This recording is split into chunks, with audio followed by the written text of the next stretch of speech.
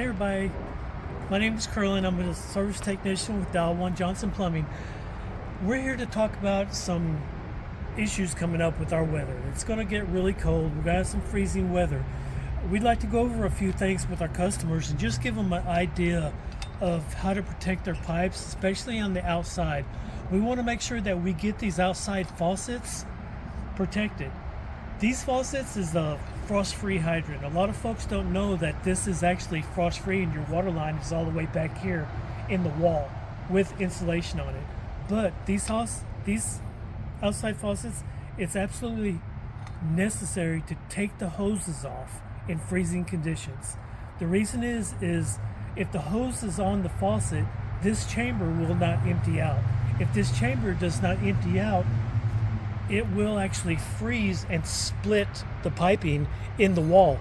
Well, the bad thing is you don't know it's leaking until you turn it on and your carpet's wet on the inside of the house because it's squirting out of this hole while you're watering your grass.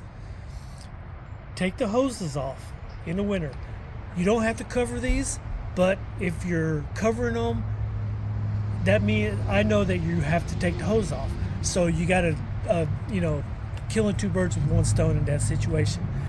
In a situation like this, if you have a hydrant like this, the styrofoam covers are ideal for these. It doesn't hurt to wrap a little extra insulation or anything and make sure it's tight and flush against the wall so there's no gaps behind it. Towel, any kind of woolly, anything that's gonna protect it from the wind or from the weather, it doesn't hurt. Whatever you can think of, it should work. A lot of people will put socks and then wrap a grocery bag around it and then put tape around it. That usually helps pretty good. Here's an example of insulating your outside hydrant. This is one of the hydrants that are coming up out of the ground. We recommend when you have this exposed pipe, try to get a little insulation on it. What we do is just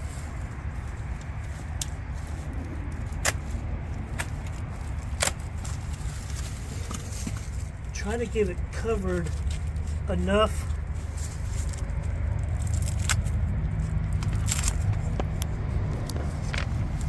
to where the pipe is no longer exposed. What I like to do is I throw a couple of zip ties on them. But you can use tape. If you like to use tape, it doesn't matter. Zip ties just work a little bit better for them. We want to get a new styrofoam cover for our outside hydrant. But of course you want to attach it on, set it on. Now, a lot of folks, you'll see that they'll take some extra insulation or a towel. Anything helps. Kind of set it on there. Sometimes I'll even take a rug and I'll set a rug over this whole thing just to keep the wind off of it. Okay, this is your outside valve. This is the part that you want to try to get familiar with in case of an emergency. If you have an outside valve up the house, this is a ball valve. The ball valve right now, the handle is going with the pipe, which means it's on. But the quarter turn, that shuts the water off to your house. That's a good thing to remember, especially during cold weather. If you have this valve, you know where the lid's at, you know where to find it. That's how to turn it off. If something's freezing in the house and you got a leak in the wall, this would be the first thing you want to do. If you don't have one of these, you want to try to get familiar with what your water meter looks like and be able to turn the water off at your water meter. We're looking at the water meter now. The reason we're looking at the water meter is in case you have an emergency, you can't shut the water off at the house or anything. This is where you want to come to pull. Of course, you want to get the lid off. Some of them have a key. If they have a key, you're going to need a key. Some of them go in, you have to unlock them, but this one pulls right off. You got your water meter right here. This is what we call a deadhead. This is where the city will turn your water off and lock it if you don't pay your water bill. This is also where you need to turn it off in case of emergency. This hole and this hole will line up, your water will be off. Some other ones do not have the lock key, You just turn it till the arrow is not pointing towards the meter until it's pointed sideways. Sideways is off, front ways is on. So the water meter for the house is at the house, but if they don't have one of those, the city meter will be near the street. Yes.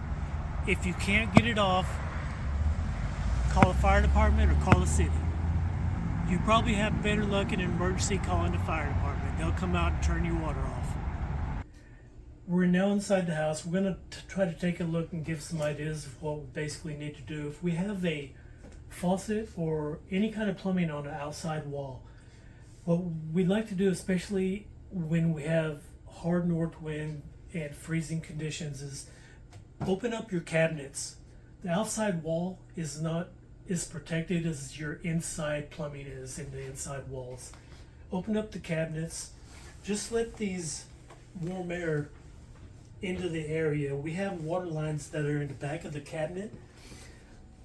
The water lines are safe as long as we've got good warm air fluctuating through the cabinets. And okay, on these your lavatory faucets, bathroom faucets, especially if they are on an outside wall, these you want to keep a steady flow, keep that water circulating, keep that water running through the line to keep the expansion and contraction from freezing or busting your pipes.